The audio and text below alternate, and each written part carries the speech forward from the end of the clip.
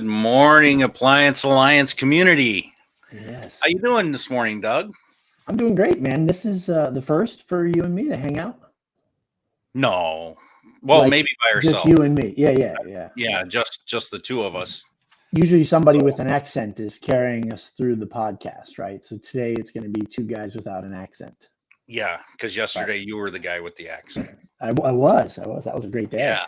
That was a great day. I went and had grits for lunch for no reason. I just felt like I was inspired to have grits and sausage. Is that a thing? I don't know. But Grits and sausage. I don't know. hey, I have a quick question for you. Well, we'll get into it a little bit later, Mike, because you're the smart guy in the room and in the group, right? The SEO guy, the Google guy. Like everything's always changing every day, pretty much for you. And Always. my question isn't this, but do you love to learn that, or is it just now you're I into absolutely the love industry? it. You do, okay. Because I'm never bored, Hmm. ever. Wow. You know, Wow. I Yeah, like yeah. challenges. I'm that type of personality Mhm. that I like challenges and I like finding solutions. You good at trivia then? Does your brain just file it all away really well? So Okay. All right. I wouldn't say I'm good, but Yeah. I'm okay, I guess. Here at Action Appliance, we hire someone like you just because it would take me forever and it'd be slow for it to seep in. And so we just recognize where we're not as strong yet, and we have someone else handle it for us that's great at it. And it does take some weight off the shoulders. So thanks for serving our community in the way that you do. Oh, you're welcome. Thank you for serving. Yeah. Thank you for your service. So what's our topic today?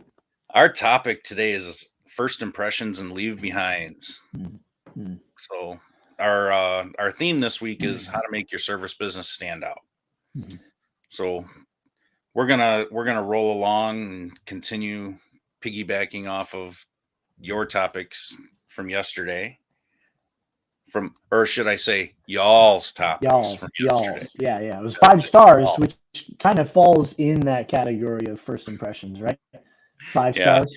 Yeah. I feel like down south you can twist people's arms and get them easier. I don't know, or maybe we're just grouchier in Connecticut, but no, we've got. I think that's a northern thing, Yankee thing. Yeah, being a little grouchy. Yeah. We get 4.8s. We don't get the 5.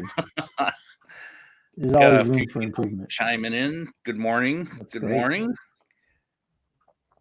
Good morning, Yankees. I like it. Love it. Those damn Yankees. Yeah, that's it. All right. Well, I'm going to pray us in, and then we'll get into our quick verse, and then we'll jump into it. How's that? Sounds good. All right. Dear gracious Lord, I want to thank you for this opportunity to come on this live stream and please speak to everyone that we touch through this podcast. Lord, the morning grind means so much to us and to so many more. Lord, be with us as we go out. Here in Chicago, we woke up to an inch of snow for the first time, and I ask that wherever everybody's at, whatever the road conditions, they're safe and be with us throughout the day and allow us to be your light in the world of everyone we touch today. It's in God's name I pray. Amen. Thanks, man. All right. So today, our verse is John 7:24. Do not judge by appearance, but judge with right judgment. That verse kind of stuck out to me because I'm a judge. I'm a little bit of a judgy guy. Well, you got to be. You're an SEO guy, so you're looking at how people see things and you're judging how it looks, right? So it's kind of funny you picked that verse. I'm an analytical guy. Yeah. So, I mean, I judge appearances, you know, and that goes along with a lot of what we do with customer service, right? Absolutely. You know, I mean, what kind of people do you want knocking on your door? Yeah. When someone calls you for service. Sure. You know, I mean, that's the kind of stuff you got to think about. Yeah, someone said it yesterday, right? Mike. I think Mike you go did. in, yeah, you go in with a t-shirt and holy pants. And as he said it, I was like, oh, I did that in 94 for sure, and it's like, you have to overcome that because their first impression might be, oh, all right, he looks a little sloppy. And then I got to catch back up in impressing them with my knowledge and my ability to connect. So why set the bar low? Why stumble with a bad appearance? So, it's, we're human. We will judge first impressions for sure. Right. It's, I mean, we're in a world of that appearances really matter. I mean, these kids are being groomed right now with all the social media stuff, and you got to look perfect. You got to act perfect. You got to do things a certain way, so that's how they're getting groomed. I never thought of it that way, but you're totally right. It's coming. Yeah, it's coming full circle potentially. Yeah. If they ever leave their houses, the young people, they might just all do it from their house. They'll look beautiful, but they'll be introverted and never come out of there today, right? They're doing their Instagram post. Look how great I look, but I'm not going anywhere. So right. All right, we're totally judging people right now. Yeah, we are. We're talking about people. Yeah. All right, Kyle Dunn. Oh, he's in Chicago. Cool. And says he's nice. It's nice to see you too, Doug. Yeah, me and Kyle, I was telling you in the pre-roll that somehow in this online community, all of a sudden, just through some comments, and I mean, I've not talked to Kyle ever, but he's my friend. I appreciate him so much. I'm glad he's back. He had an injury of some sort, and pretty cool. So glad you're here, Kyle. About that. Yep, glad you're there, Kyle. You make my day when you join in. So I appreciate it. Well, Kyle, Zach and I are both in Joliet, Illinois, so not sure where you're from, but I'm sure I think he's in the neighborhood. I think he's close by. So very cool. Yeah. All right. Let's talk about the importance of first impressions. We started to segue into it. What first impressions? Have you had any horror stories? Like with any of your guys, you or any of your guys? Has anybody ever commented or given you a review that maybe their first impression of somebody wasn't the best?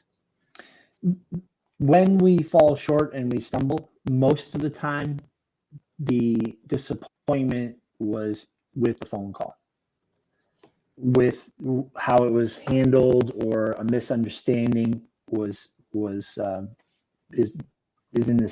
a misunderstanding in the phone call, which could be a script issue, or it could even be a customer issue where they have preconceived notions and we were unable to identify what their heart was really at. So when I see a review or when I handle a customer who's unhappy, it's usually more than one thing, by the way. And one of the first things is usually that initial phone call where we weren't on the same page right from the start, which we are most of the time. But what's weird is, so for me, because I'm old and you're young, for me, first impression is the phone call. But I know that younger people, and we're seeing it, they like to just schedule online.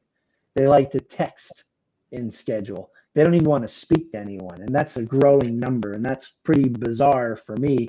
But you're an SEO guy. So I believe that your first impression is probably the website. Is that right? Absolutely. That's exactly what was going through my mind when I popped up Rob's comment here about the first impression starting with the CSR. Yeah. The first impression is actually the Google result. Okay, so you're gonna put the Google review as one of the most important things when you go to the internet. It's whatever they find first, right? So they could find your Google business profile and then start looking at reviews. They want to see 4 or 5 star and above, and they want to see how you respond. Savvy people that are picky, they're going to look at those reviews and they're going to see not just the reviews, but how your company responds to those reviews. Yeah. And, I'm in a little different mindset. So when I want my first impression of a company, I can look at all the good reviews I want, but I want to see the bad ones, Mhm. because the bad ones are the ones that really matter. And I take into account there's a lot of Karens and stuff out there that people just gripe about anything Mhm. just because that's the way they are. But I want to see how that company responded.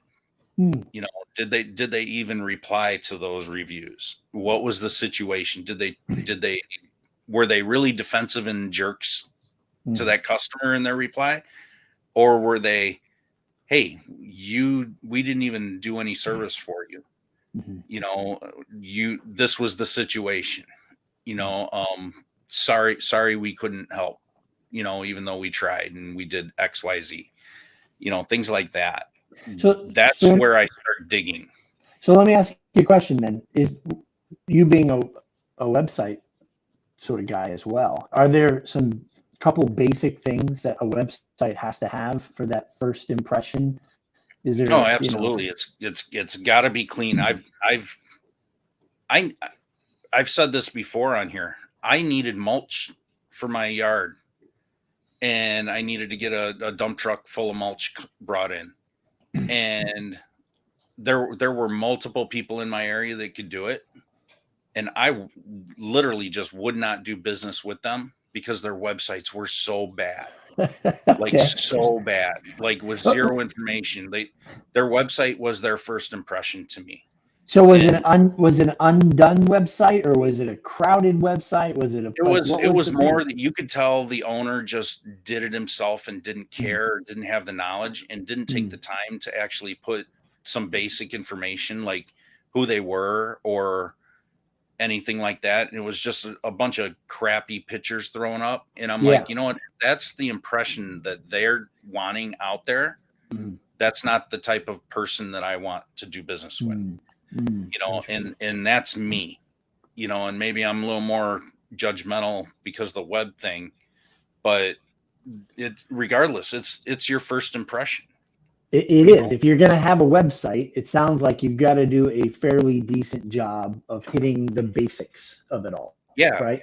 yeah. I I mean, mean, if you're gonna present yourself as a legitimate company out there, mhm, you need a legitimate website. sure. You know, because that's what that's where they're gonna go and look for information. You Hmm. know, that's long before the phone call even happens. You know, and if you people can't book online with you or at least send a message to book very easily, Mm. then they're gonna bail. Yeah. You know, Yeah. they're gonna keep searching. They're gonna be like, these people, whatever, too basic of information. I'm gonna look at other people. You know, Yeah. and when there's the right, you can go to a website that's got too much information, and Yeah. you're overwhelmed. You know, and you think that you can have a million options for Mhm. everybody, and it's going to be better. Sometimes it's not. Yeah, our church, it's about 600 people. It's been around 150 years, and it has a website, but we don't have a ton of traffic going to it because we're a church. So there's a lot of volunteering and a lot of, uh, yeah, giving of their time and talent. So it's a mediocre website, and you don't really want to direct traffic there because you don't even know where to go in there and what's really happening and isn't being updated. And so, yeah, you don't. That's you don't want to send anyone where. But on the other hand, I think a great website is probably the best website is awesome. Like, we sell appliances. If we don't remove the appliances that are not available anymore, then it's an outdated site. And I'd Exactly. imagine some customers are going to go, what? They don't have that, and so there's upkeep involved if you're going to go that route to have a Absolutely. website. Yeah, Maintenance. yeah, yeah. It's just maintenance. So All right, so you're not going to judge me when I share with you how I am as a customer. First off, I don't like being a customer because that means you have to spend money, and that makes me nervous, but it makes my wife even more nervous. So I try not to spend money. But when I do, like, I needed a locksmith to get into one of our tech's vans where he locked himself out like an hour away. So mhm. this is the way I search things. Locksmith, and then I don't even click on the website. I just hit call. I don't even look at it. I'm just looking for a locksmith, assuming that most of them are going to say, I can't get to you for a couple hours or something. And I just Right. go down that list. How many people out there do you think, can you track that? How many people are like this relic, like me, who I don't even go to the website? I'm just looking for a phone number for somebody that can unlock a van for my tech. Is that a common you're looking for customer? a solution to a problem that's urgent. Yeah. So a locksmith would have that. They don't need. I've got a client that's a locksmith, and I built him a fairly basic website. Mm-hmm. But in order to even be in that GMB Google Business Profile 3-pack, the map pack, Mm-hmm. in order to even get in there, you've got to have a supporting website with the right information on it that's got authority and Google trusts it. Okay. Because if that is linking to your website and that's your online presence, Google uses that, because that's a trust factor. Okay. So for handicapped customers like me that don't want to do a ton of research, when it becomes more than $100 or becomes something that a bigger deal, a bigger project, I go to the reviews, and I start to see how they respond, all the things that you said, and you can find the truth of the business through the reviews. But boy, oh boy, I am so blinded by the website part of it, But I do believe for an industry like ours, that a website could allow you to communicate through text and keep people off the phones. It can allow you to schedule online with your software system. It can allow you to sell your products and your subscriptions and contracts. It could all be a place to go shopping if done well, right? Absolutely. Yeah. I mean, that's just one piece, right? So I mean, you get past that, that's like your online presence isn't even your gatekeeper. Your CSR is your gatekeeper. Yeah. So that's where the more personal interaction has to come through. And that your CSR, I mean, that doesn't even, you can assume phone calls, but they could be the ones answering the emails as well. Well, that's what we do. So they could be answering at chat requests, messages from your Google Business Profile. Yeah. So all of that goes in together, and you can have. I've seen people with excellent phone etiquette and just customer service skills that just blew me away. But they could not answer an email to save their life. Yeah. We've got a lot of templates so that we can just copy and paste in, a lot of the answers. You're right. Spelling, things like that, grammar. It's all pretty critical because that's what people are going to be watching and noticing is the misspelling in grammar.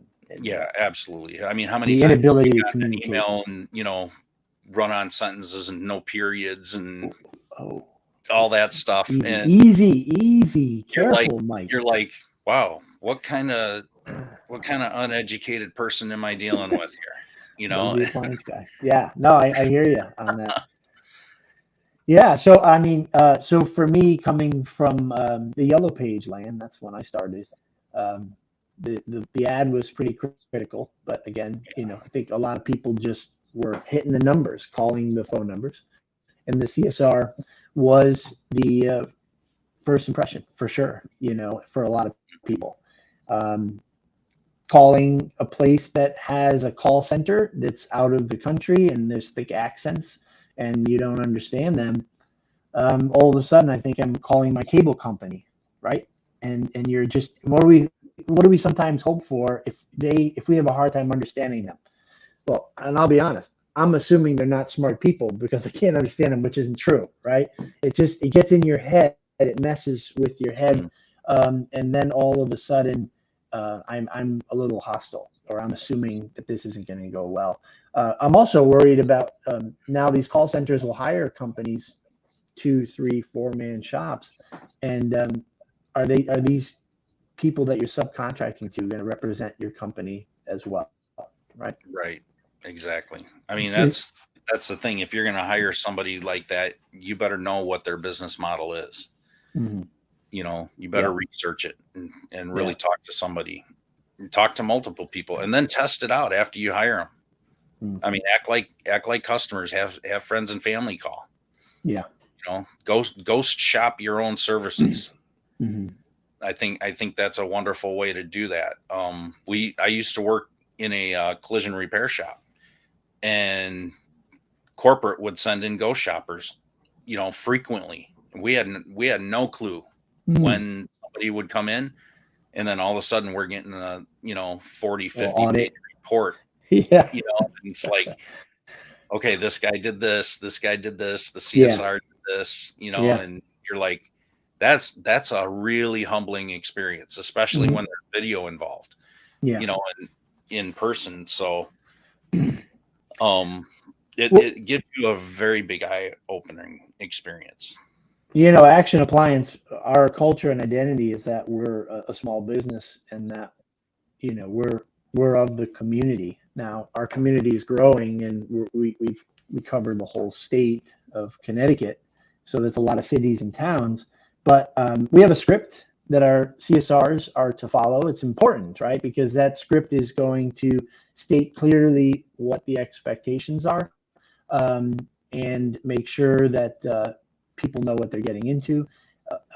But sometimes you got to jump off script because someone asks an unusual question, and sometimes I'll hear one of my CSRs go, "Well, no, I'm speaking to you from Manchester, where this is where the headquarters are." And I think what the CSR is trying to do is, in their best efforts, to emulate that we are very corporate or very professional.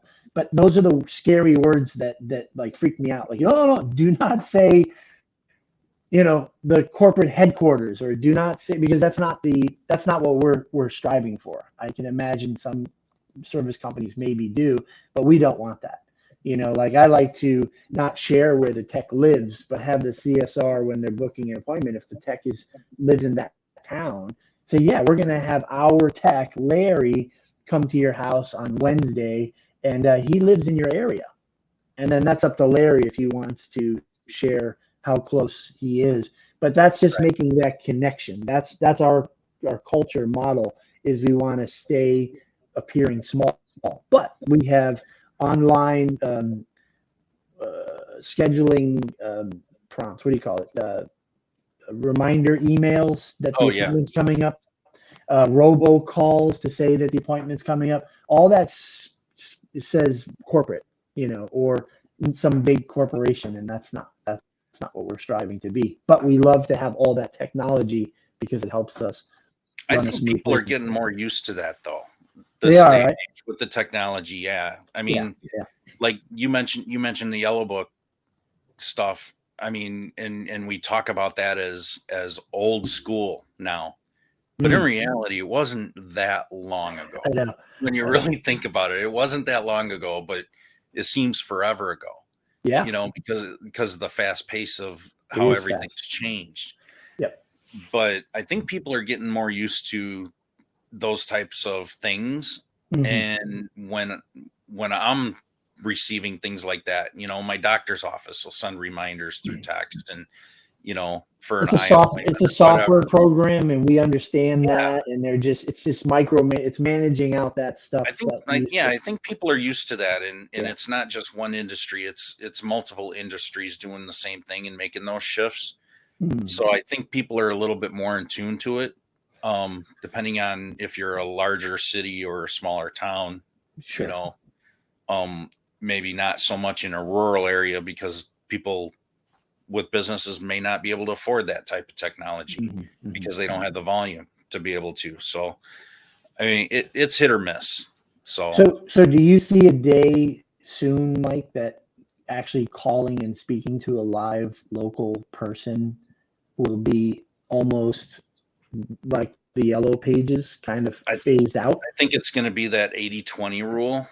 Imagine where 80% of the people only talk to 20% of somebody 20% of the time. Crazy to think about, right? Because I need to hear the person on the phone to see if they got a half a brain, or if they're really going to show up in 2 days or tomorrow. But that could be a generational thing, right? So like our generation is used to that. We grew up, without the technology when we were young.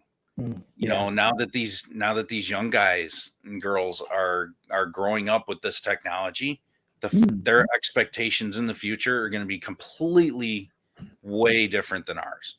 So are you imagining the digital side is going to really become the strong first impression, or are we just going to become a culture where we'll just see what happens when they roll up to the house? Absolutely. I mean, look at these kids, high school kids, college kids these days. They don't want to interact with anybody. That's true.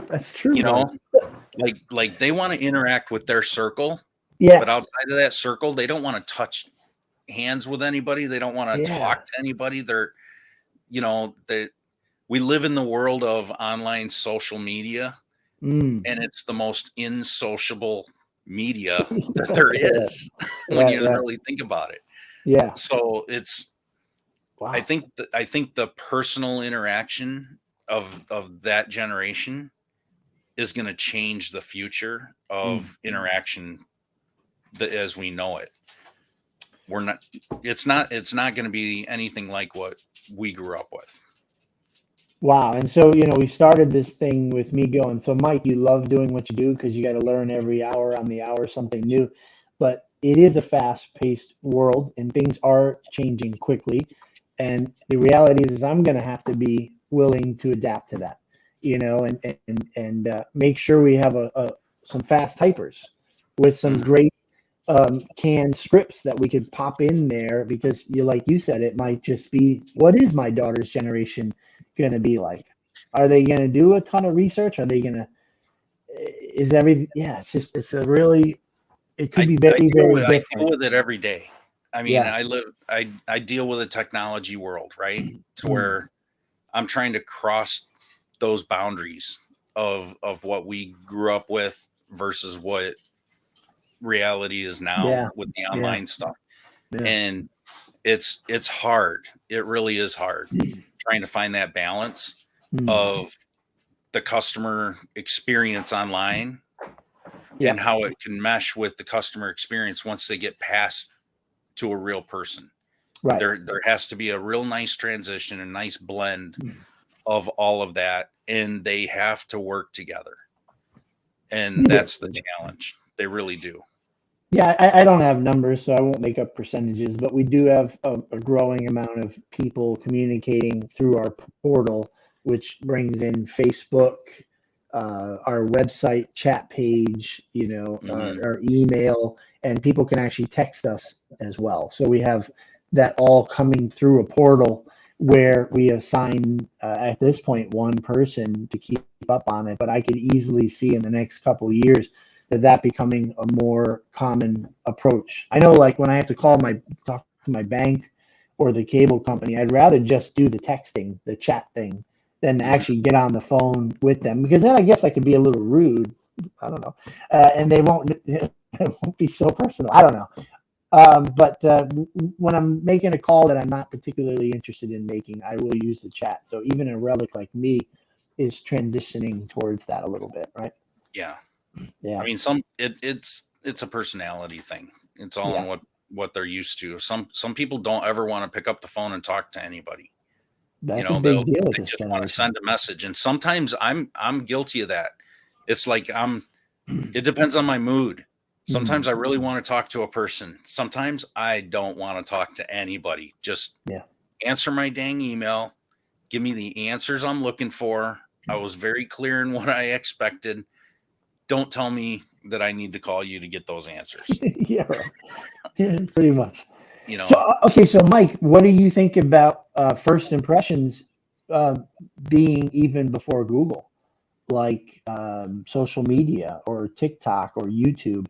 Is it like can someone search up FE error code Samsung refrigerator on YouTube, then watch a couple videos and go, I don't think I can do this, but were barraged or was an impression of a commercial from your company? Yeah, you And know what? That's an awesome question. is that something that's growing? Is If becoming I'm more a real? DIY guy, I'll tell you what, that's the first place I go. I'm going to YouTube. I'm not going to TikTok to look up an error code, Mhm. but I am going to Google. I'm going to look up that error code, and if I don't find anything, in a forum post or something like that right away, I'm going to YouTube. Mhm. And I actually did this just last night. I was looking for how to do something, and I didn't see an immediate result on Google for something really specific. YouTube I went to second. Google and I found it.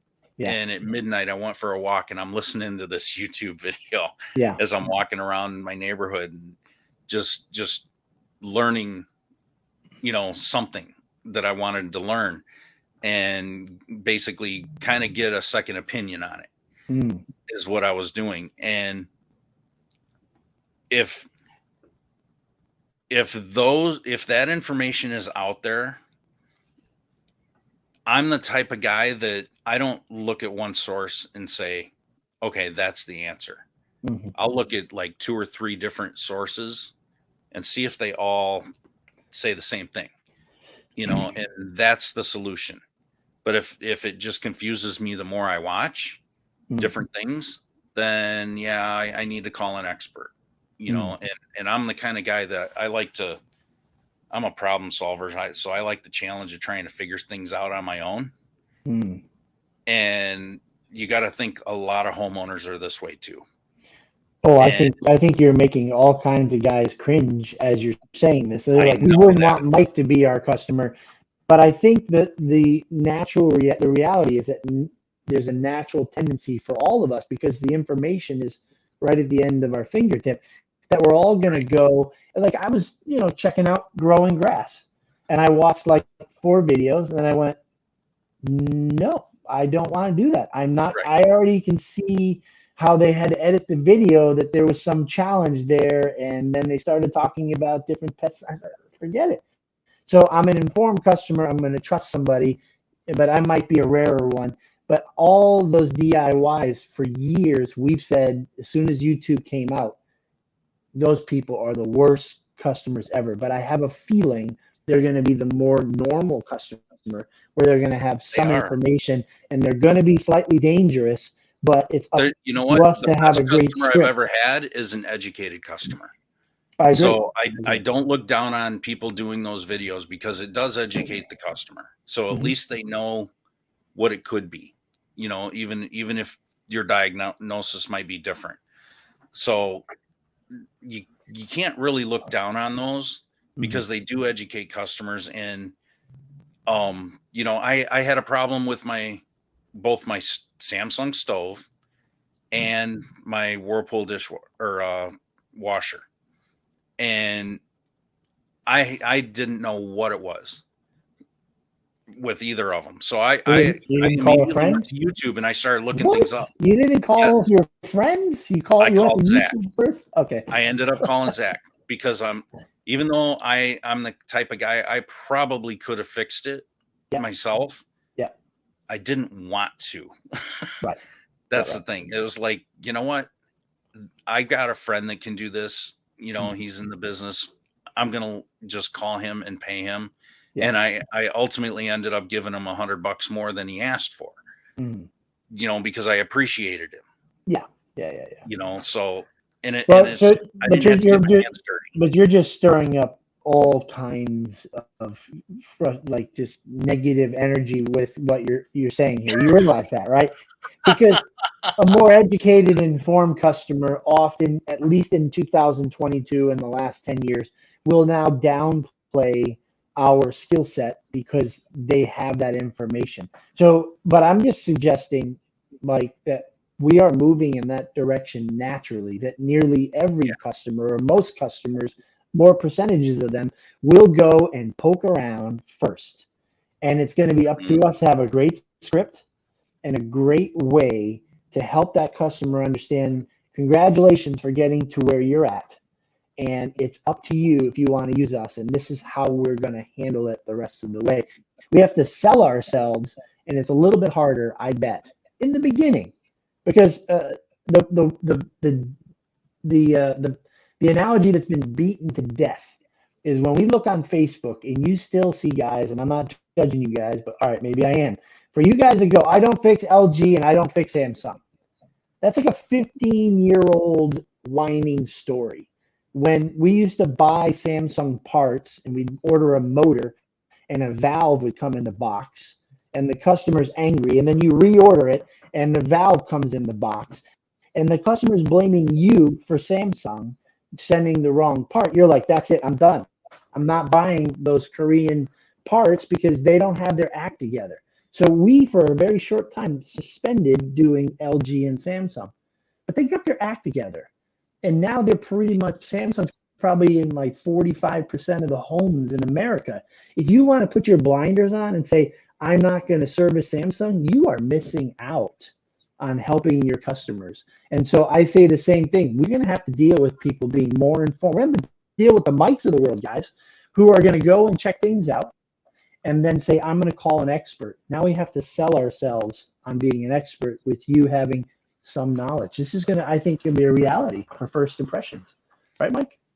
Yeah. I'm going to be your challenging customer because no, you're going to be our normal customer. You're going to be or at least from my perspective, I'm educated, right? Yeah. I could be way off. I could have watched the wrong video. I could be way off.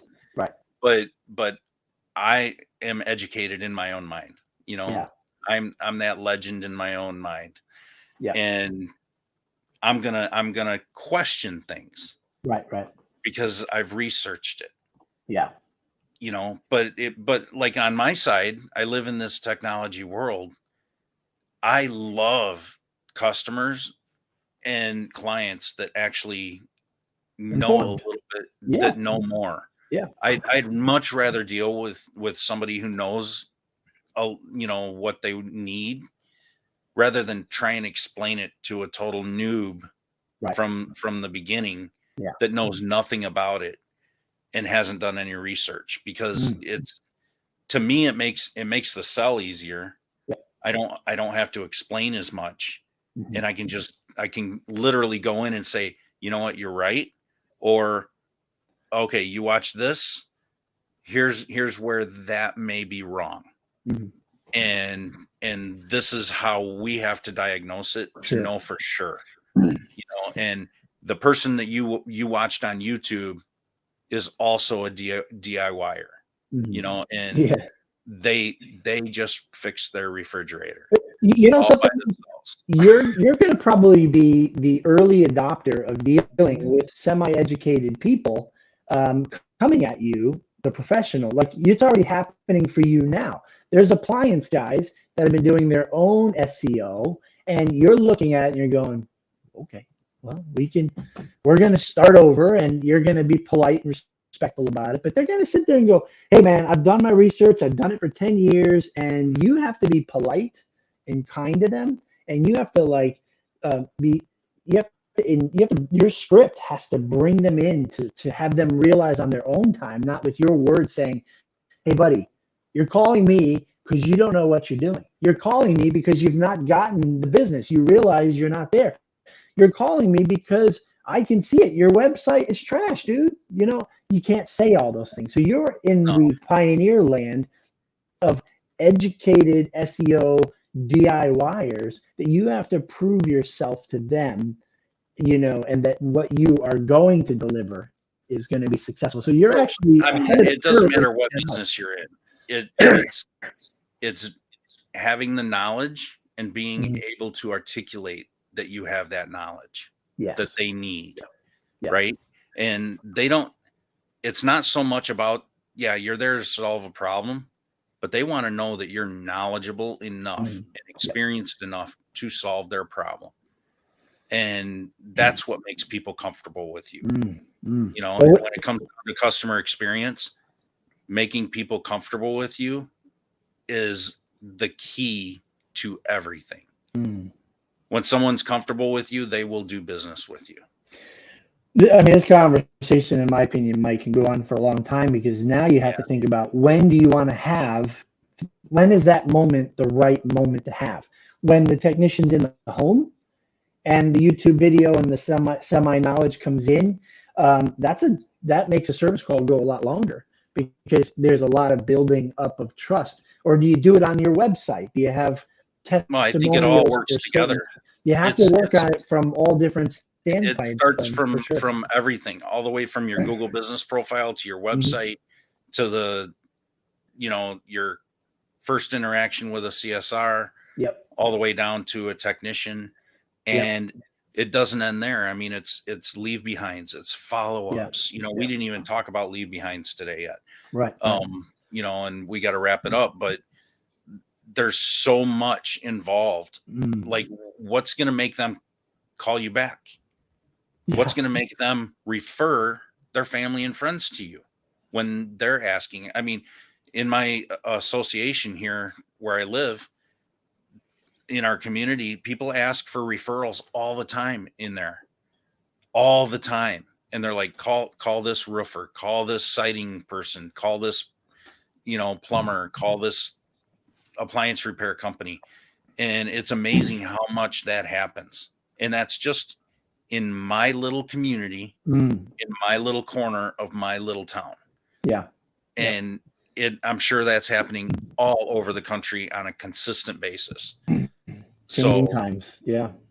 What makes though, you have to make your customers ambassadors of your business. And how do you do that? You literally have to ask them to do it. Yeah. You have to ask them to do it. And that goes into the leave behinds. And maybe we'll talk about this a little bit tomorrow, because we're talking about TK and I are talking about customer experience. Yeah. So maybe this could be a good transition into tomorrow's episode. Yeah, absolutely. Absolutely. Well, thanks, Mike. And by the way, Rob, I guesstimated 45% of the homes have Samsung products. You might be guesstimating 48, but I bet you, that it has got to be close to 50%. There's a Samsung product in there. So if you're a company, if you're a company that's going, I don't fix Samsung, or whatever the people say, gosh, you are missing out on opportunity, and you will be left behind. Yeah. Good transition. Like you were talking earlier about the Samsung specifically, but what if the products that you don't want to work on, or the brands? I hear it more with brands. What about the brands that you don't want to work on? What if you became a specialist in those brands? What if you became the expert go-to person? Now, every single one of your competitions or competitors don't want to fix Samsung refrigerators, right? For whatever reason. I'm not even going to pretend that I know why you would or wouldn't want to do it. But what if you were the one that did it? How much business would you have? Well, I'll tell you, that's what Action has been known for a long, long time, is that we'll fix any brand. And so we'll get referrals from service companies, and we always do our best to make them customers for life. So I'm leery about passing someone on to another company, because if they're thinking like me, we're going to try to make them never call that other company back ever again. So we for sure have made it a niche that we will service any and all brands, whether my techs are happy about it or not, but that's who we are. But that'll probably come to an end soon, because like you said, if Samsung becomes more popular, eventually the stragglers will come in, and they've now become competition to us because they've uncrossed their arms. And but how much further ahead are you going to be than those guys? I don't know. You're going to be miles ahead of them in your experience with it. That's right. Well, that's true too. Absolutely. And which is going to make it easier to sell your services. Absolutely. Well, thanks, Mike. It's been a lot of fun hanging out with you today. Yeah, I was looking forward to it. So sorry we went long, but we'll see everybody tomorrow. And TK and I will talk about customer experience. And I'll see you next week online, Doug. Sounds good. Talk to you later, guys. All right. Bye.